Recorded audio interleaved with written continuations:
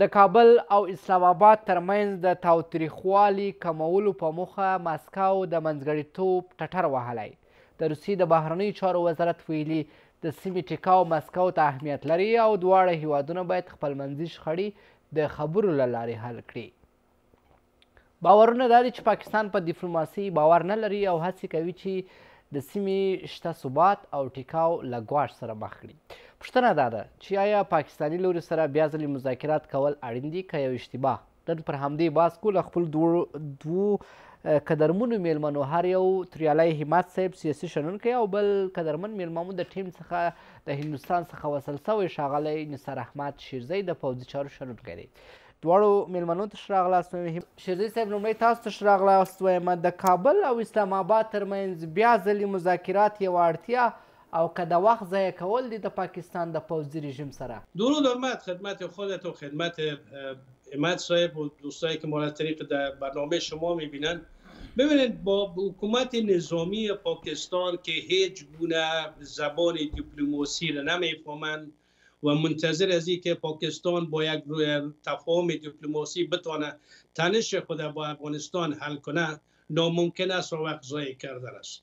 پاکستان یک وظیفه بزرگ استخباراتی گرفته و اینجا در منطقه در آسیا به خاطر دامن زدن رقابت‌های جدید منطقوی بین کشورها برنامه‌های استخباراتی تازه طرح شده که یک تعداد کشورهای منطقه هم آگاهی داره و پاکستان تطبیق کننده و اجرا کننده این برنامه است. بنابراین پاکستان به خاطر و هدف خود به هیچ گونه دیپلماسی تن نخواهد داد و حکومت نظامی پاکستان دنبال تطبیق او برنامه است که حکومت ملکی پاکستان هم اگر تلاش کنه، حکومت ملکی پاکستان در پاکستان صلاحیت داخلی را نداره چی بانه که به سیاست خارجی کدام امکانات یا بتونه تصمیم بگیره.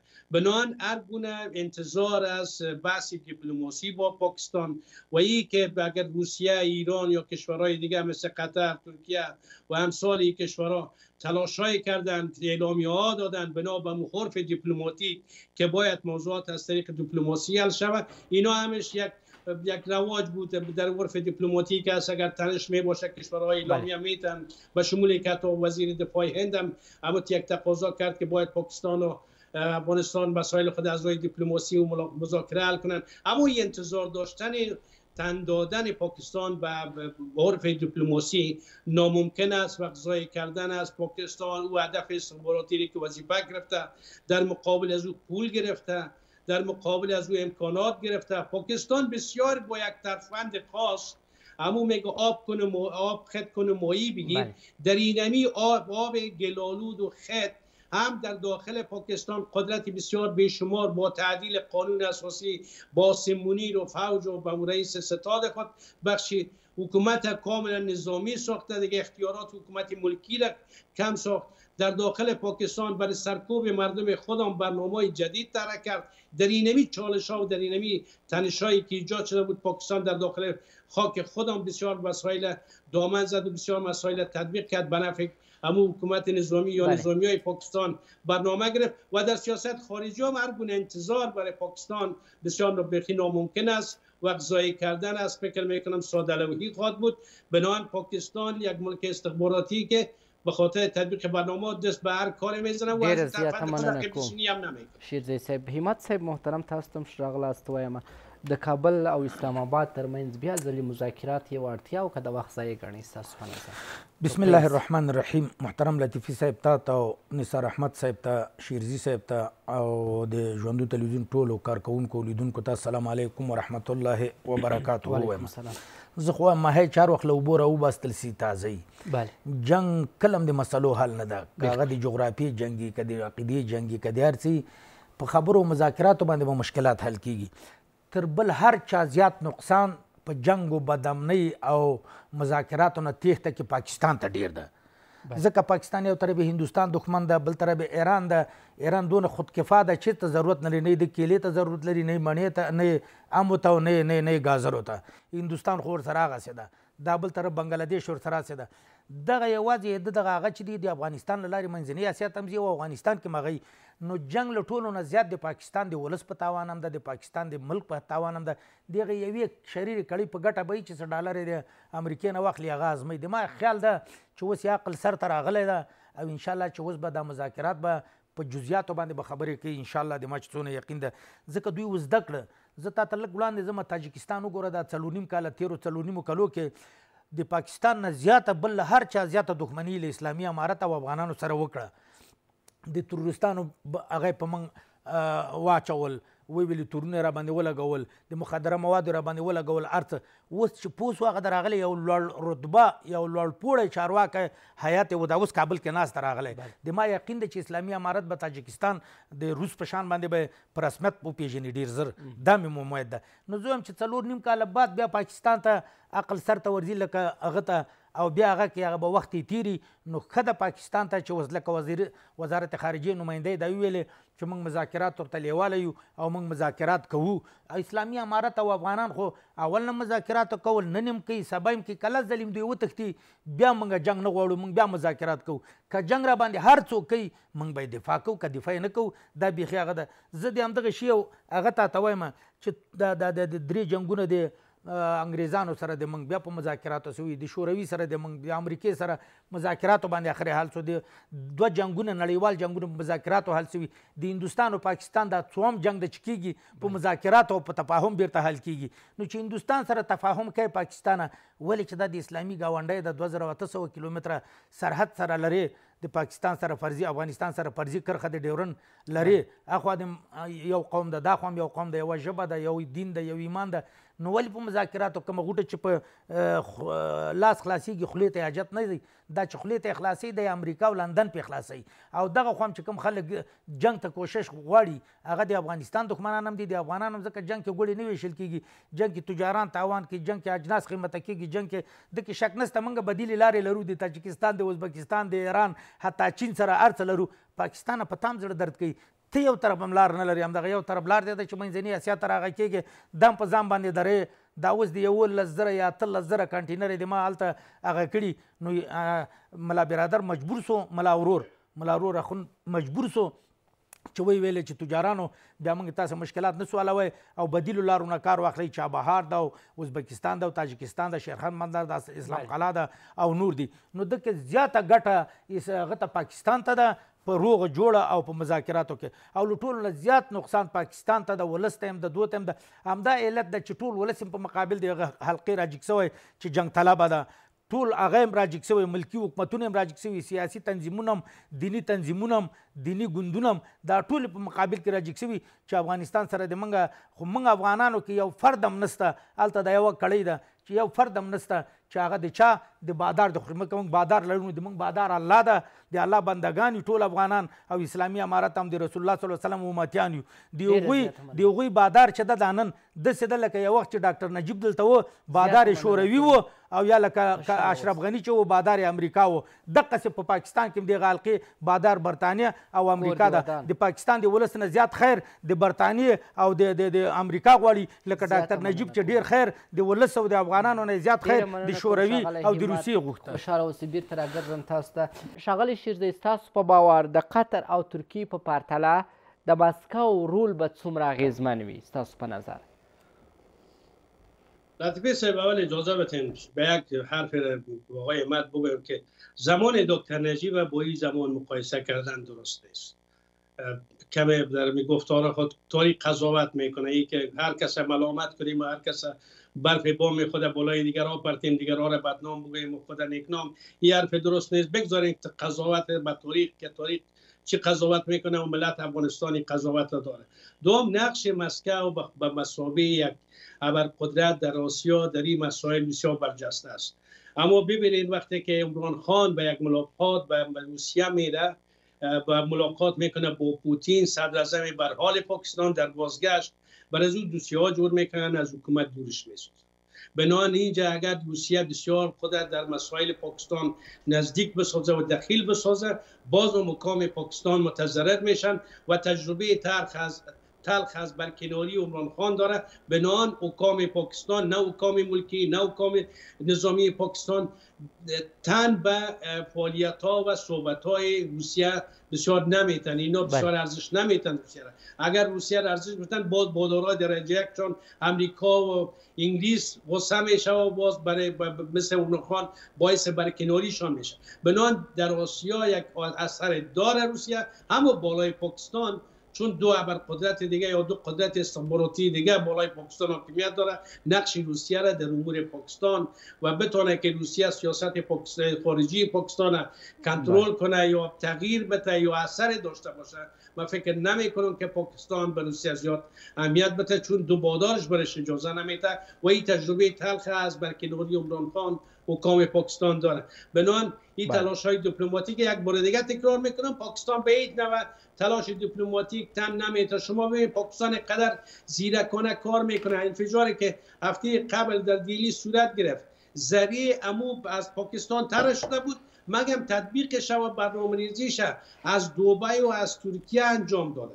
بله. شما ببینید که قدر برنامه خود قوی میگیره، انفجار در دیلی انجام میده، اما برنامه‌ریزیش از ترکیه و از دبی میشه که باش رد پای در پاکستان پیدا نشه. اما همه دنیا میفهمه، هندوستان هم میفهمه که بالاخره رد پای از لشکر طیبه از داخل پاکستان سازماندهی شده بود. این دنیا میفهمه، اما پاکستانی ترفندبازی ها رو میکنه.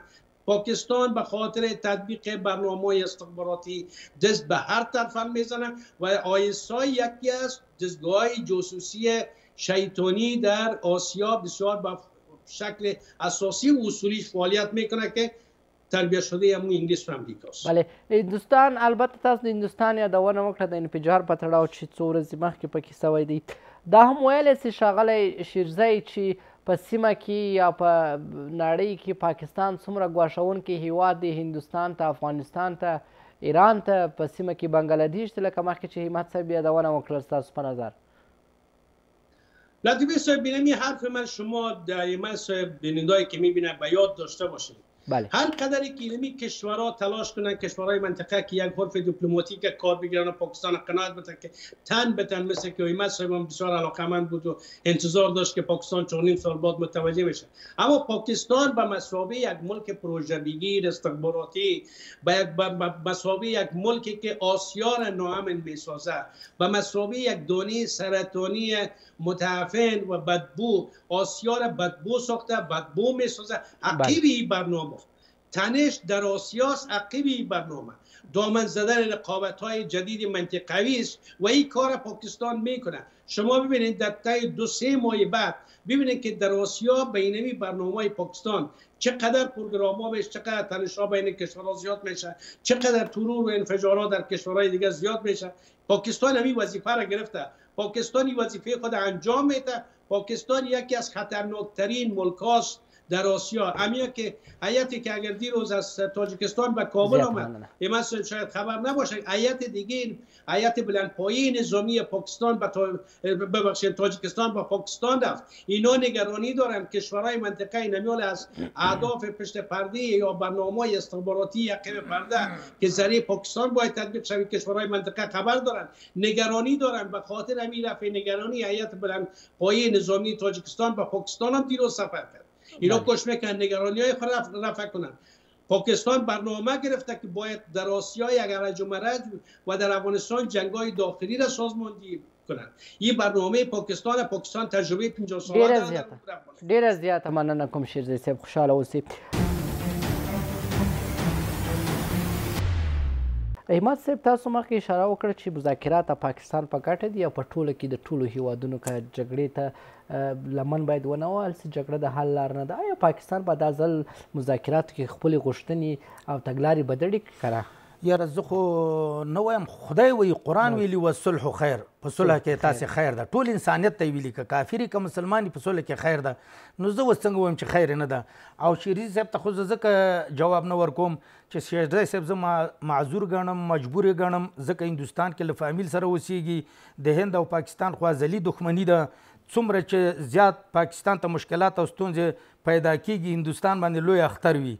ځکه زه د شیرزي صاحب جواب نه ورکوم چې ډاکټر نجیب دفاع ده وکړه په داسې حال کې چې ډاکټر نجیب د شورویانو په ټانک سپور کابل ته راغی. زه شیرزی صاحب یو وطنپال شخصیت ده، ورته احترام لرم، خو دغه جواب مې ده. پر هغه څه بحث وکړو چې د افغانستان او پاکستان موضوع ده. خو صحیح ده، خو ده ویلې چې د پاکستان او د ډاکټر نجیب، ما خو ویلې چې داسې غلام دغه حلقه مې وښودله پاکستان کې چې ده لکه چې نجیب دلته غلام و. نجیب کوم حیثیت درلود؟ 1.5 لک فوج سره رانغی، 2.5 میلیونه چاهیدان چا وکړه؟ شریف صاحب وکړه که ما کړي؟ خو لعنت دي په پاټکیانو مې، په اشرارو دې ملعنتي، او چا چې دا وطن وران کړي په هغو دې ملعنتي، که هغه خلقي که پرچمي که مجاهدي چې د پردیو غلامي کړي، لعنت دي پې، لعنت چې مرمۍ خرڅه کړي، یو توپک یې خرڅ کړي، که مجاهد خرڅ کړي، که خلقي خرڅ کړي، که یو افغان یې وژلی، لعنت دي پې، لعنت دي پې، لعنت دي پې. خدای راغی اول نه مو د خبرو وکړه چې شخصي ته به نه ځو، خپل نظر ورکوه، خپل نظر به ورکوم. د چې نجیب دفاع وکړه، زه مجبور یم چې د نجیب هغه اصلي څېره خلکو ته وښیم، ځکه نوي ځوانان بیا غولیږي، همغه د غلامۍ لارې اختیار. ځکه به بدلې کړي چې هغه ولیده چې ټول افغانان 50 میلیونه ښځې او نر په یو دریځ دي. د امارت مخالفین هم چې دي لکه شیرزی صاحب مثال، هم د پاکستان خلاف شو، ځکه پاکستان ظالم ده، هغوی ظلم کوي. دغسې نور مخالفین هم په یو خوله ودرېدل. پاکستان پوه سو، خپل ولس هم ورته مقابل کې جګسو، سیاسي ګوندونه یې مارته ویلې، هغه به بالکل خپل هغه بدله، یو طرف پاڼ ده بل طرف پړانګ ده. دا به اوس څه کوي؟ نو دا به یا به پړانګ سره مقابله کوي یا به پاڼ ته ځان غورځوي. نو اوس که یو خوا لندن او امریکا ده، دا بل خوا ورسره ولس خپل ولس مخالف ده. افغانان هم په یو سب کې ورته ولاړ دي، جنګ نه غواړي، جنګ نه غواړي افغانان. چا کې چې لږ زر عقل وي هغه د جنګ طرفدار نه وي. د جنګ طرفدار هغه وي چې د خارجیانو غلام وي او د خارج یا مجبور وي یا هغه بیچاره څه هغه وي، یو مجبوریت نه یو سړی دی یو څه هغه کې. ځکه زه اوس دلته یم اسلامي امارت، ځینې ډېرو شیانو باندې سترګې پټوم، کوی نه کومه د زندان ته مې اچوي. مثال دغسې شیرزی صاحب هم زه معذور ګڼم او زه هغه نه کوم، کنه دا وطنپال شخصیت ده، هندوستان کې فامیل سره اوسېږي، دی مجبوره ده چې یو چک جنګ ته ووهي چې پاکستان په خلاف څه ووایي، ځکه هندوستان یې سبا بیا کور سره راشړي، بیا به څه کوي؟ نو دا بعضې مجبوریتونه دي چې دا به د هر چا موږ محسوسوو او د هغه به هغه نه کوو مجبوریتونه. ان ضرورت تبیح المحظورات، خنزیر غوښه حرامه ده خوړلې، ضرورت وخت کې روا کېږي. نو یو نظر که زه ورکوم چې هغه د ولس په غي، هغه به دلته مجبور یم، ډارېږم به. دغسې شیرزی صاحب هم مجبوري هلته به دا خبر کوي. الله د مجبوریتونه شیرزي صاحب هم رفع کړي، د موږ هم د ټولو انسانانو د ټولو افغانانو خارج کې چې کوم دي تاسې وینئ د امریکا طرفداري کې، د بل کې هلته دي دستي کې هغه شین کارت بیا ته اخلي، بیا به څه کوي؟ نو مجبوریتونه د الله رفع کړي او اسلامي امارت ته د خدای توفیق ورکړي چې دغسې له جنګ نه لرې سي او اقتصادي برنامې وچلوي چې افغانان کار پیدا کړي. ولا چې دا نن زه راتلم په دې لاره موضوع دا نه ده، ژاړي خلک، ډېر مشکلات دي، کار دلته نشته، باید فابریکې جوړې کړو. جنګ په حالت کې خو بیا فابریکې نه جوړېږي. دا 40 کاله موږ وجنګولو، همدې ګاونډیانو نورو فابریکه هم نه ده جوړه کړې، بل څه هم نه ده جوړه کړې. زه پرون تللی وم، دا د ډغلو ډیم ته شورویانو جوړ کړی، د سروبي ډیم د مایپر. موږ وایي په هغه وخت کې دغه ښه کار کړی، بیا چې دویم ځل یې موږ ووژلو بد کار یې کړی، اوس چې په رسمیت وپېژندلو بیا یې ښه کار کړی. موږ د هر چا په هر وخت کې ښه کار ته ښه وایو، د هر چا په بد وخت کې په هر وخت کې بد کار ته بد وایو. نو زه دا وایم چې پاکستان کې که عقل وي باید مذاکرات وکړي، باید حل وکړي. امریکا او لندن دومره پاکستان نشي خرابوی لکه څنګه چې خپل ولس خرابوي، لکه څنګه چې ګاونډیان 2800 کیلومتره فرضي کرښه د ډیورنډ د موږ او د پاکستان ترمنځ تېره شوې ده. دا د پاکستان لپاره بهترین کار ده چې مذاکرات وي او صلح وي په منطقه کې. او دلته او هلته موږ خو دا وایو چې ټول ګاونډیان د موږ ښه قوي وي، ښه مضبوط وي، اقتصادي مضبوط وي، نظامي مضبوط وي. موږ چا نه ویرېږو، په چا تېری نه کوو چې موږ وایو چې موږ به هغه وکوي، خو خپله دفاع کوو. دفاع کوي شی هم را سره نه وي، په خالي لاس هم انشاءالله د خپل دین نه، ناموس نه او وطن نه زه خپله دفاع کوم. له کابل سره د پاکستان مذاکرات ولې پاکستانی پوځي رژیم بشپړ واک نه درلود ستاسو په نظر ښاغلی شیرزی؟ رقیبی صاحب اجازه بدین اول به جواب من بگویم. ما هیچ مجبوریت ندارم. ما تقریبا 10 سال از این دست مردانوار مبارزه کردیم علیه سازمان ملل، علیه نارسایی که در هند بوده، علیه فسادی که در اینجا بین مهاجرین بوده، همش در فضای مجازی است. حتی برای من صاحب هم روان کردیم، برای خودت، برای بسیار دوستان خبر دادن. من مرد وارد زندگی کردیم، مرد وارد صحبت میکنم، حتی مشکلاتی که داریم، وضعیت سیر نخوردیم دانیم بینیم. شکر نه جاسوس پای هندوستان هستم، نه پروایش دارم، نه کدام پول خوردیم، نه از یه راز دارم که همین صبح منو بکشن، دیپورت کنن، بکشن، کشته شم، هیچ راز ندارم. یک روز زندگی میکنم، مرد وارد. ما هیچ مجبوریت نداریم. یک دوم اینجا بحث پاکستان است، نه بحث دکتر نجیب که امت صاحب با من سر دکتر نجیب. ببینید دکتر نجیب، ببر کارمل، نور محمد ترکی، تمام رهبرای حزب دموکراتیک خلق افغانستان وقتی که 7 ثور 57 میشه، همشان مرد وارد در داخل افغانستان بودن. این که پسان رفتن و با تبعید شدن و حرف علایده است. اما مرد در افغانستان بودن. اما بعد از 71 تمام حکومت هاست کجا آمد مدرسه؟ نه دکتر نجیب و رهبرای هست، نه در هلیکوپترها و بادیگاردای امریکایی آمدن، نه از پشاور و نه از جای دیگه. این بحث سیاسی و گذشته رو من گفتم بگذار برای قضاوت تاریخ. اما در مورد سوال شما لطیفه صاحب، ببینید مسائل با پاکستان نمیشه با دیپلماسی و انتظار که من باری به این موضوع تاکید میکنم، چون تقریبا 40 سال بالای 40 سال است من تجربه دارم با می سنم در برنامه‌های استخباراتی و سیاست خارجی پاکستان. مطالعه که از پاکستان دارم، انتظار داشتن از رای دوستی، همسایه‌داری، پالیسی دیپلماتیک به این مسائل با پاکستان انتظار بودن، وقت ضایع کردن از خود، ضربه زدن است و ملت افغانستان رنجور ساختن است، در حالی که همه دنیا میفهمه که تجارت افغانستان با پاکستان هم به نفع افغانستان است هم به نفع پاکستان. چون تجارت افغانستان یا دهقانای افغانستان وقتی کشت زراعت میکنه کجا باید اینا بفروشه؟ خب پاکستان یک مارکت خوب است. پاکستان هر وقت این تجارت سیاسی و استخباراتی ساخته، حتی از مهاجرین ما سیاسی و استخباراتی استفاده میکنه.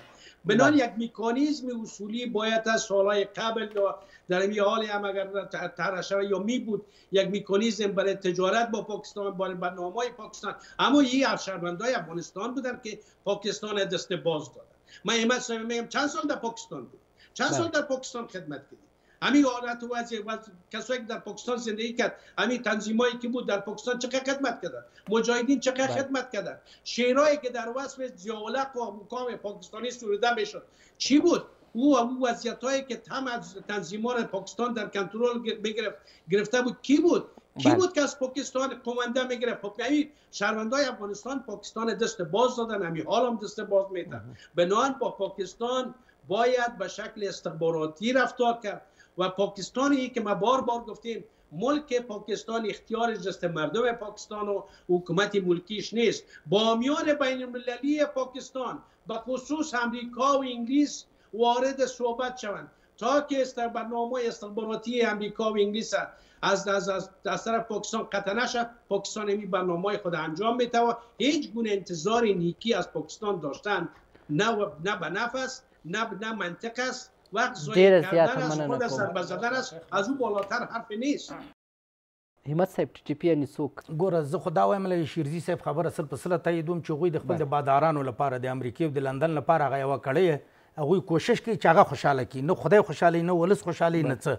دویم زه راځم شیرزي صاحب په خپل خبرو کې ویل، زه قسم کوم چې شیرزی صاحب په خدای قسم کوم چې غیرت همت وطن دوستی د ترکی د امین ببرک نه 100 چند زیات است و غلامه بود د وطن پرسته. زه قسم کوم موږ په د پاکستان نه قومنده اخیستې خو موږ اشغالګر وزیري شورویان او دا اوس وخت کې امریکایان ډاکټر نجیب او دو خو د شوروي نه اخیستل خپل ولس یې وژه دا 2.5 میلیونه. نو زه وایم چې دا مثال نه ځان دې ورکړي، دی وطن دوست ده، دی نر سړی ده، دی تکړه سړی ده. په ټول حزب دیموکراتیک خلق افغانستان کې دغوندې وطن دوست سړی نه پیدا کېږي. د رهبرانو نم خپل بهترین ده او دا ده. دویم راځم د پاکستان خبر کې. د پاکستان خبره هغوی د خپل ولس خیر نه غواړي، هغوی مایان خړی اوبه خړی مایان پکې نیسي. د امریکا او د لندن برطانیې د خوشحالۍ لپاره دا کارونه کوي، خو د موږ افغانستان ولس اسلامي امارت موږ د ولس ګټه غواړو. موږ د ماغه مثال چې ورکه ماده چې ورکه چې نجیب هغه وخت کې خیر دی وغوښته او لکه څنګه پاکستان دغه حلقه چې د خیر د امریکا او دغه غواړي، ما دغه مثال ورکه. زه شیرزي صاحب ته احترام لرم، نه د باندې هغه کومه د وطن دوست دی، وطن پال سړی ده، زه دا پیژنم خدای ما نه پیژني. بلې ډېره زیاته مننه کوم ښاغلی همت. بیا به راګرځو تاسو ته. ښاغلی شیرزی وروستیو کې وایست تی تی پی یعنی څوک؟ تی تی پی ساخت و بافت خود دستگاه استخبارات و فوج پاکستان است. تی تی پی را پاکستان بعد از برنامه‌ای که جهاد بود و دیگه بود یک برنامه بسیار قوی استخباراتی که منافع بسیار خوب پاکستان را در داخل پاکستان هم تطبیق کرد و در سیاست خارجی پاکستان هم حال تی تی پی نقش بسیار ارزنده دارد. بنابراین تی تی پی به مساوی یکی از نازدانه‌های پاکستان در اختیار پاکستان در خدمت پاکستان مطابق برنامه‌های استخباراتی آیسای عمل میکنه و در داخل پاکستان به خصوص به خاطر مهار کردن مخالفین خود پاکستان تی تی پی را استفاده کرد. پاکستان و پیشتر گفتم پاکستان بسیار شیطان ملک است و شیطانی عمل میکنه. اینمی TTP را عالم میبینه که در سیاست خارجی به مساوی یک ابزار و عالی فشار هم بالای مردم افغانستان هم بالای مردم کشورهای منطقه، هم به خاطر دامن زدن ناامنی در منطقه و به خاطر گرفتن پولای بسیار زیاد استخباراتی زری اینمی نام TTP پاکستان استفاده میکنه. پاکستان TTP مسئله داخلی خود پاکستان است. یک بخش TTP که از اون پشتونای او طرف قبایل است، اینا که به خاطر حقوق پشتونا مبارزه میکنن از زیر سیطره آیسای خارج شدن، این هم حق است. یک تعداد کسای پشتونایی که میفهمه که پنجاب بالای پشتونای اون طرف خط دیگران ظلم میکنه، حقوق پشتونا را تامین نمیکنه، بالای پشتون برای حذف پشتونا حتی برنامه دارن. اینی گونو قسمتش از زیر سیطره آیسای بیرون شده که یک تشویش و نگرانی است. اما پاکستان از TTP درآمد خوبم کرد، منفعت خوبم گرفت، در خدمت استخبارات پاکستان است. جناب نصر احمد شیرزی په لنډو څو ثانیو کې وخت ډیر کم دی.